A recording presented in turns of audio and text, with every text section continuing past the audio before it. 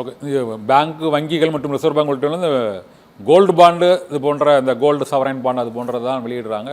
இந்த silver bond, silver biscuit அந்த மாதிரியான அந்த இன்வெஸ்ட்மெண்ட் வாய்ப்பு இல்லைக்கு ஒரு காரணம். இன்னொன்று, இந்த ட்ரம்ப் வரி விதிப்பினால் தான் தங்கத்தின் விலை சர்வதேச அளவில் சர்வதேச சந்தையில் உயர்ந்திருக்கு. அப்படிங்கிறதுக்கு தங்கம் விலை உயர்வுக்கு டொனால்டு ட்ரம்ப்பின் அந்த ஒவ்வொரு வார அறிவிப்பும் அந்த நிலையற்ற பொருளாதாரத்தன்மையும் ஒரு முக்கிய காரணம்னு சொல்லலாமா சார்?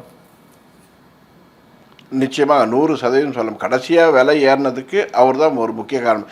ஏன்னா போர்கள் ஏற்கனவே நடந்து கொண்டு வருகின்ற போர்கள், அதனால் தொடர்ந்து விலை ஏறிட்டு வருதே தவிர இந்த திடீர் விலை உயர்வு, மிக விரைவான விலை உயர்வு அப்படின்னு சொன்னீங்கன்னா டொனால்டு ட்ரம்ப்புடைய அறிவிப்புகள், அதை தொடர்ந்து ஏற்படக்கூடிய பாதிப்புகள், அது மட்டுமல்லாமல் இப்படியும் சொல்லலாம், இந்த 2-3 நாடுகள் ஒன்றிணைந்து சில அறிக்கைகள் வெளியிட்டன. அதாவது ரஷ்யா, சைனா, இந்தியா போன்ற பெரிய வளர்ந்த வல்லரசு நாடுகள் ஒரு அறிவிப்பை வெளியிட்டன. இனி வரும் காலங்களில் நாங்கள் ஒன்றிணைந்து செயல்படுவோம் அப்படிங்கிற மாதிரியான விஷயங்கள். அப்படி வரும்போது என்ன ஆகும்னா, பெரும்பாலான அமெரிக்க டாலர்கள் எல்லா சர்வதேச முதலீட்டாளர்களையும் இருப்பு உள்ளது. அவர்கள் எல்லாம் ஒரு பயம், அப்படிப்பட்ட ஒரு சூழ்நிலை ஏற்பட்டால் நிச்சயமாக அமெரிக்க பொருளாதாரம் பாதிக்கும். அமெரிக்க பொருளாதாரம் பாதிப்பு ஏற்பட்டால் அமெரிக்க டாலர் தன்னுடைய மதிப்பை இழக்கும். அப்படிப்பட்ட இழப்பு ஏற்படுவதற்கு முன்பாகவே தங்களுடைய அமெரிக்க டாலர்களை தங்கமாக மாற்றினால் என்ன என்று அவர்கள் பெருமளவு தங்கமாக மாற்ற தொடங்கி இருப்பதும் ஒரு காரணம். அதை தொடர்ந்து டாலரோட மதிப்பும் குறைந்தது ஒரு காரணமா இருக்கு.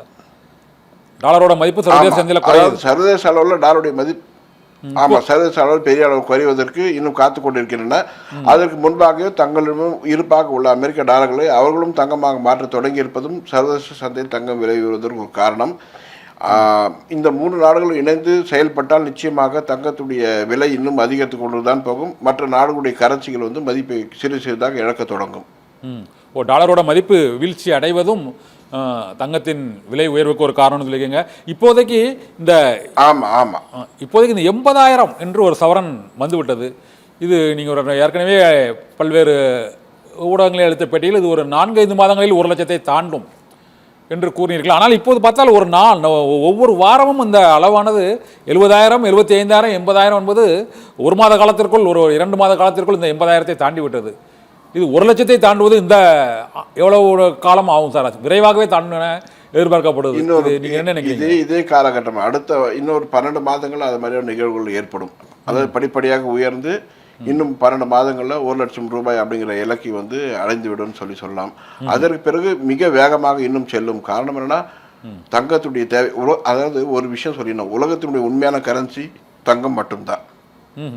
ஏன்னா தங்கத்திற்கு நிகரான பொருள் வேற எதுவுமே கிடையாது. தங்கம் தான். அதனாலதான் எல்லா ரிசர்வ் பேங்க்லயும் பாத்தீங்கன்னா தங்கம் பெருமளவில் இருப்பு வைத்திருக்கிறார்கள். அமெரிக்க டாலர்களோட மதிப்பு என்னன்னு பாத்தீங்கன்னா சொன்னீங்கன்னா அதனுடைய இருப்பாக, அதனுடைய ஈடாக அவர்கள் தங்கத்தை இருப்பாக வைத்திருக்கிறார்கள். அதனால தான் அமெரிக்க டாலர்கள் உலக நாடுகள் எல்லா நாடுகளிலும் அது கையாளப்படுகிறது அப்படின்னு சொல்லலாம். இதே மாதிரியான நிலைமை வரும் காலங்களில் ஏற்படும் சொன்னால் நிச்சயமாக அமெரிக்க டாலர் மதிப்பை இழக்கும், தங்கம் விலை உயரும், மற்ற நாடுகளில் உள்ள கரன்சிகளுடைய மதிப்பு கூடிக்கொண்டு போகும். பிரிக்ஸ் நாடு புதிய கரன்சியை புதிய கரன்சியை வெளியிட காத்து கொண்டிருக்கின்றன. அதுவும் ஒரு காரணம்.